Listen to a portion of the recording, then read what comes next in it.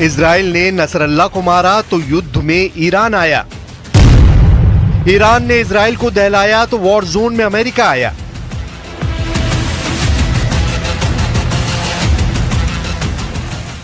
America के युद्ध में आते ही क्या पुतिन ने खाड़ी में दी दस्तक?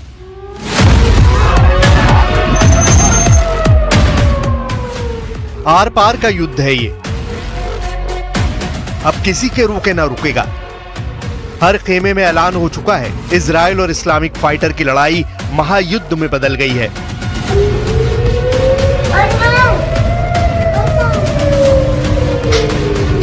भीषण हमले शुरू हो चुके हैं, हाइपरसोनिक मिसाइल फट रही हैं। जैसे लेबनान दहल रहा है, वैसे ही इजराइल में कोहराम मचा है। ईरान के हमले के बाद इस युद्ध में अमेरिका ने भी दमदार एंट्री कर ली है।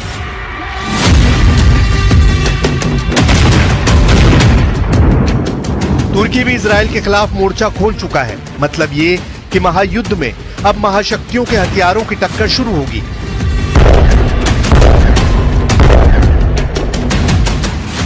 इजराइल को 181 फतेह मिसाइल हमले से दहलाने के बाद ईरान ने जो ऐलान किया है, उसने पूरी दुनिया को खतरे में डाल दिया है।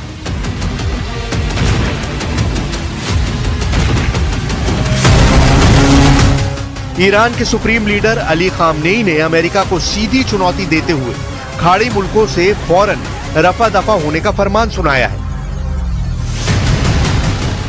इजराइल पर हमले का जश्न जिस तरह से ईरान समर्थित लड़ाके मना रहे हैं, उससे सुपर पावर अमेरिका बौखलाया हुआ है। ईरान ने इजराइल पर मिसाइल स्ट्राइक को सिर्फ ट्रेलर कहकर आगे की तबाही से अलर्ट भी कर दिया है। शर्रशुन را از این منطقه کم بکنن بدون شک این درگیری ها، این جنگ ها، این برخورد ها به کلی از بین خواهد رفت. به کشورهای منطقه میتونن خودشون رو اداره کنن، منطقهشون رو اداره کنن.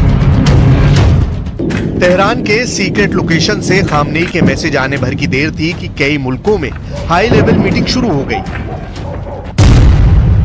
प्रेसिडेंट जो बाइडेन ने व्हाइट हाउस के रूजवेल्ट रूम से हाई लेवल मीटिंग बुलाकर इजराइल को फुल सपोर्ट का ऐलान किया है। प्रेसिडेंट बाइडेन ने इजराइल पर हुए हमले की कीमत तेहरान से वसूलने की धमकी देने के साथ खाड़ी के सभी यूएस बेस पर हाई अलर्ट कर दिया है।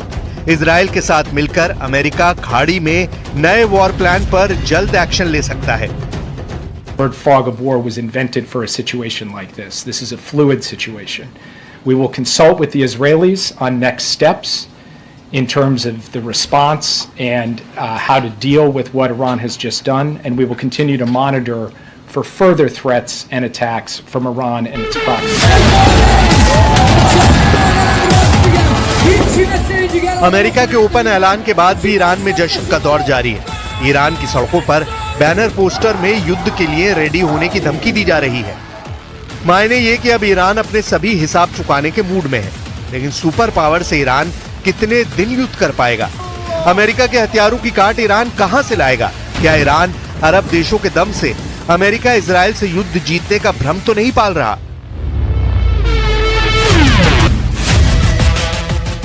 ईरान के दुस्साहस की असल डिटेल जानने से पहले अरब वर्ल्ड से आया ये मैसेज भी सुन लीजिए।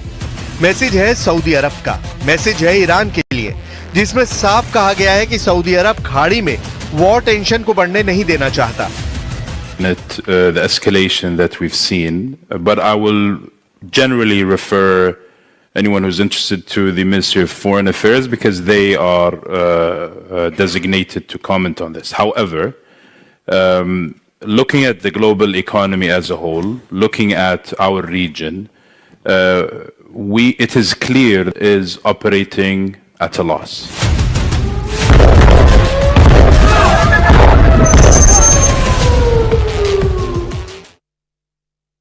जिस तरह से इस युद्ध में सुपर पावर अमेरिका ने इजराइल का समर्थन किया है, उससे ये तुर्की भी घबराया हुआ है, क्योंकि तुर्की को डर है कि इजराइल का अगला टारगेट वो बन सकता है। सऊदी अरब से साफ कर दिया है कि वो किसी भी कीमत पर अरब की खाड़ी में वॉर की टेंशन को और नहीं बढ़ाना चाहता। सऊदी अरब का मैसेज ईरान के लिए अलार्म है, जबकि ताकतवर तुर्की भी अमेरिका के वॉर जोन में आने से दहल गया है। तुर्की के प्रेसिडेंट अर्दोआन को डर सता रहा है कि ईरान के बाद उनका ही नंबर है। तुर्की की मीडिया की रिपोर्ट के मुताबिक अर्दोआन ने अंकारा में अपने भाषण में ये डर बयां किया। अर्दोआन ने नेतन्याहू को डायरेक्ट धमकी देकर तुर्की को टारगेट बनाने से पहले 100 बार सोचने के लिए कहा है। İsrail'i durdurmalıdır. İslam dünyası aynı şekilde vatan savunmasında mutlaka Lübnan halkı ve hükümetinin yanında olmalıdır. Biz Türkiye ve Türk milleti olarak bu zor günlerinde तुर्की डरा हुआ है, सऊदी अरब शांति का पैगाम दे रहा है, फिर ईरान युद्ध की ललकार किसके दम से भर रहा है? वॉर जोन में तहलका मचाने की शुरुआत इजराइल कैसे करता है, ये बेरूत की बर्बादी बताती है। ईरान की मिसाइल स्ट्राइक का जवाब इजराइल भयानक पलटवार करेगा, इसमें किसी को शक नहीं। तो क्या ईरान रूस और चीन के बैकअप से अमेरिका से भिड़ने जा रहा है? ईरान ने ऑपरेशन ट्रू प्रॉमिस 2 का जोखिम किसके कहने पर मोल लिया है? पश्चिमी मीडिया रिपोर्ट्स में इसको लेकर जो दावा किया जा रहा है वो बेहद डरावना है। रूस ने पश्चिम एशिया के युद्ध संकट का ठीकरा अमेरिका पर फोड़ दिया है। प्रेसिडेंट पुतिन ने बाइडेन को जमकर कोसा है। रूस के विदेश मंत्रालय की प्रवक्ता मारिया ज़खारोवा ने टेलीग्राम पोस्ट में दावा किया, पश्चिम एशिया में बाइडेन पूरी तरह विफल रहे हैं, खूनी संघर्ष बढ़ता जा रहा है। ये व्हाइट हाउस की समझ से बाहर है। अमेरिका सिर्फ बयान से संकटों को हल करने में लगा है, जो उसके बस का नहीं।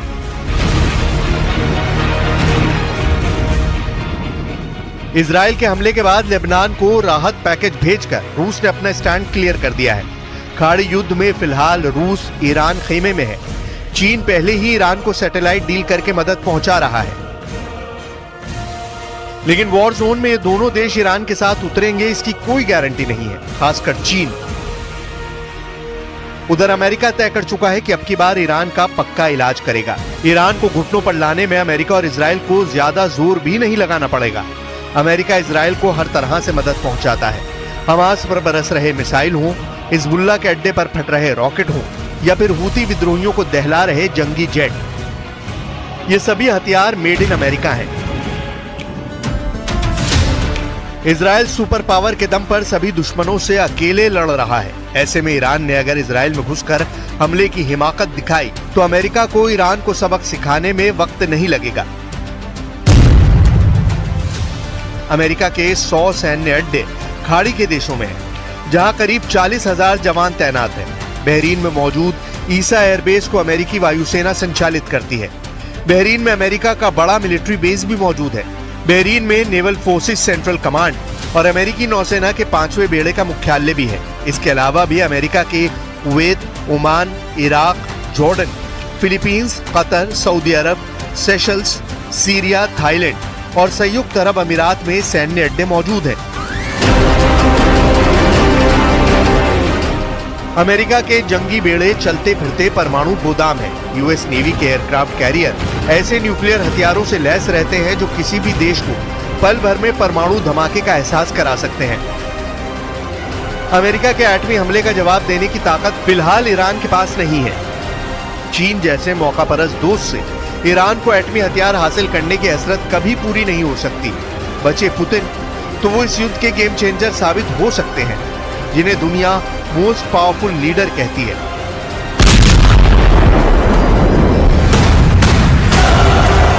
यूक्रेन की तबाही पुतिन के प्रचंड क्रोध का जिंदा सबूत है।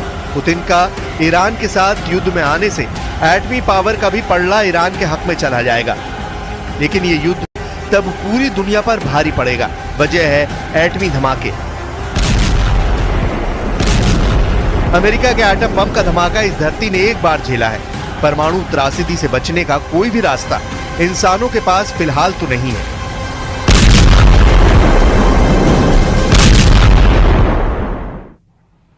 ईरान को जवाब देने से पहले इजराइल को ग्राउंड ऑपरेशन में बहुत बड़ा झटका लगा है।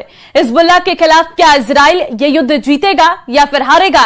इन सवालों ने नेतन्याहू को तब परेशान कर दिया और इस वक्त इजराइल के 1 लाख सैनिक जो है लेबनान बॉर्डर पर खड़े हैं और पहले ही हमले में हिजबुल्लाह ने बड़ा झटका दे दिया है।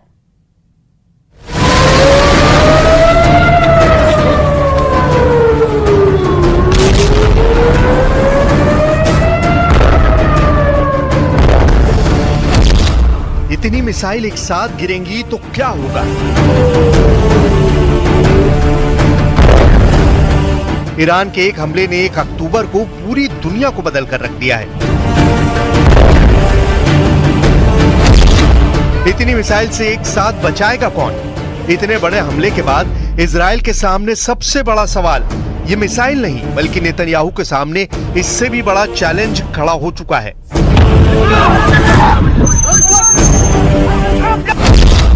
दक्षिण लेबनान में शुरू हुआ इजराइल का ग्राउंड ऑपरेशन शुरू होने के साथ ही फंस चुका है।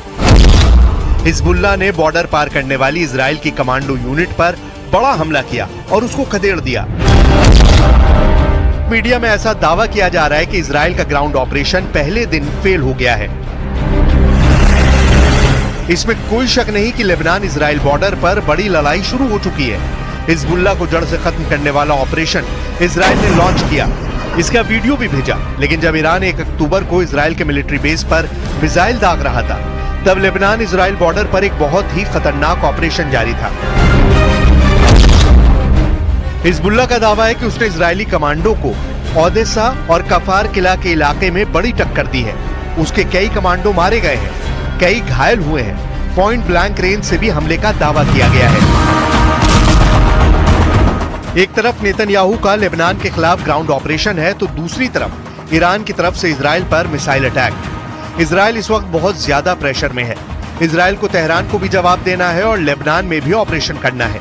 नेतन्याहू इस वक्त कई मोर्चों पर घिर चुके हैं। इस खबर से बाइडेन बहुत ज्यादा बेचैन है और आगे इस युद्ध का अंजाम क्या होगा, इसे लेकर मॉस्को में बैठे व्लादिमीर पुतिन भी टेंशन में है। इस वक्त दुनिया में 4 पावर सेंटर तैयार हो चुके हैं जो इस युद्ध का फैसला करेंगे। वॉशिंगटन डीसी में व्हाइट हाउस, क्या अमेरिका इजराइल की मदद के लिए डायरेक्ट इस युद्ध में कूदेगा?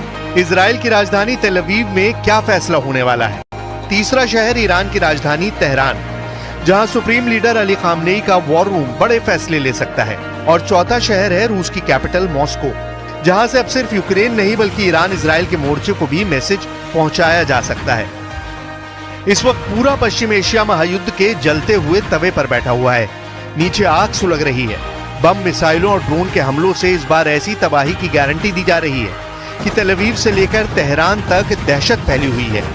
ईरान के हमले के बाद अब गेंद इजराइल के पाले में है और नेतन्याहू लगातार मीटिंग करके पूछ रहे हैं कि ईरान को कैसे जवाब दिया जाए, हिजबुल्लाह को कैसे खत्म किया जाए।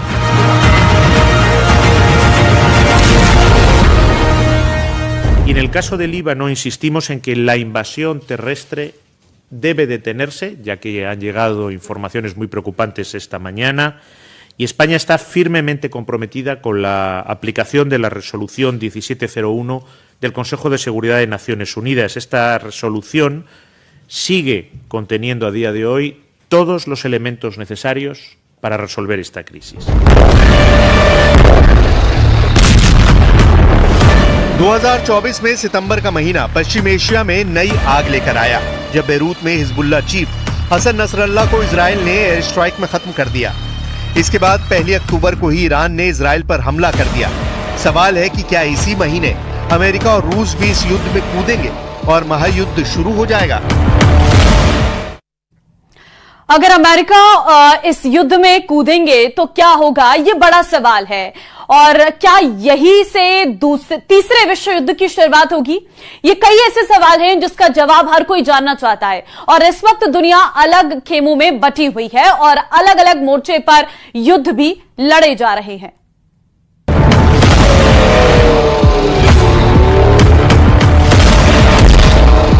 इस वक्त ईरान और इजराइल 2 कैंपों में बटे हुए हैं। इसे महाशक्तियों की टक्कर कहा जा सकता है।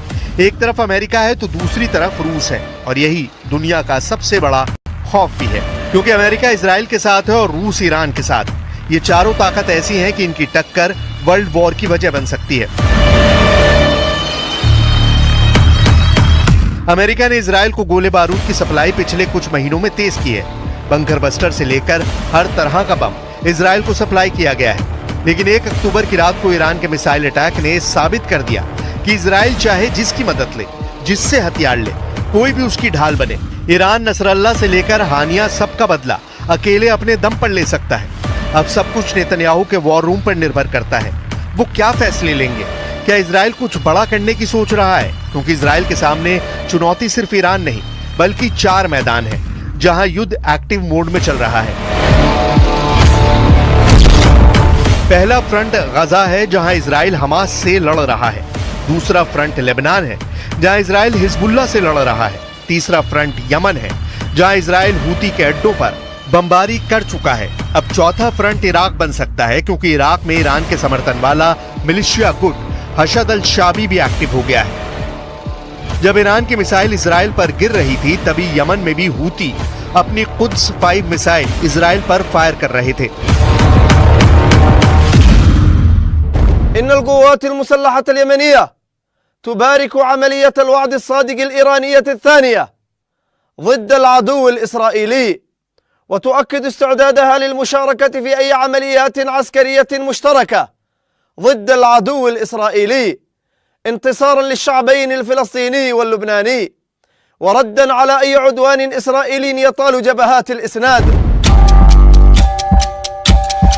मोर्चे बढ़ने से इजराइल के ग्राउंड ऑपरेशन की कामयाबी पर सवाल उठने लगे हैं।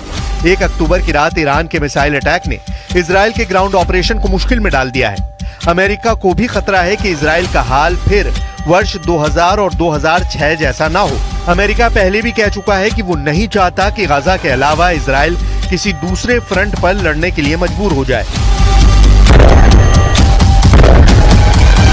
Well, I think it's certainly not very realistic because that was the claim in 2006 with the other war on Hezbollah in the south of Lebanon, and it took almost a month to get ceasefire and end of the aggression on both sides. So I think it's going to take a long time, particularly that ground invasion will involve element of Hezbollah who are very well trained in guerrilla warfare. 2006 में Hezbollah इतना मजबूत नहीं था, लेकिन उसने अपने दम पर इजराइल को सीज फायर के लिए मजबूर कर दिया था। यही वजह है कि इजराइल अमेरिका से इस बार भी पूरा बैकअप चाहता है। नेतन्याहू लेबनान में घुसकर हिजबुल्लाह को कोने कोने से खत्म करना चाहते हैं। इसे आप नेतन्याहू का ऑपरेशन ऑल आउट भी कह सकते हैं। लेकिन इससे पहले ही ईरान ने कर दी इजराइल पर सर्जिकल मिसाइल स्ट्राइक। सवाल ये भी है कि क्या इजराइल हिजबुल्लाह के खिलाफ युद्ध को इतनी आसानी से जीत सकता है, जबकि इससे पहले वो 2 बार फेल हो चुका है। Israel is triumphant with the success of its assassination of Nasrallah and the entirety of the senior leadership of Hezbollah. So I think that has given it impetus to carry on with what it thinks could be the elimination of Hezbollah, which is almost impossible. Iran के missile attack के बाद अब Israel की मदद के लिए America काफी दबाव में है। वो इजराइल के आसपास अड्डों पर फौज और फाइटर जेट की तैनाती बढ़ा रहा है। इस वक्त पूरे पश्चिम एशिया में अमेरिका के 40,000 सैनिक पहले से ही तैनात हैं। इराक से लेकर सऊदी अरब और कतर से लेकर कुवैत तक अमेरिका के कई सैन्य अड्डे हैं, जहां पर उसके सैकड़ों फाइटर जेट भी तैनात हैं। लेकिन हिजबुल्लाह और इजराइल की लड़ाई बॉर्डर पर हो रही है और वहां इजराइल को कामयाबी के लिए कुछ नया सोचना होगा, क्योंकि अब हमला चारों तरफ से हो रहा है और इजराइल के पास अमेरिका की गारंटी सबसे बड़ी ताकत बची है।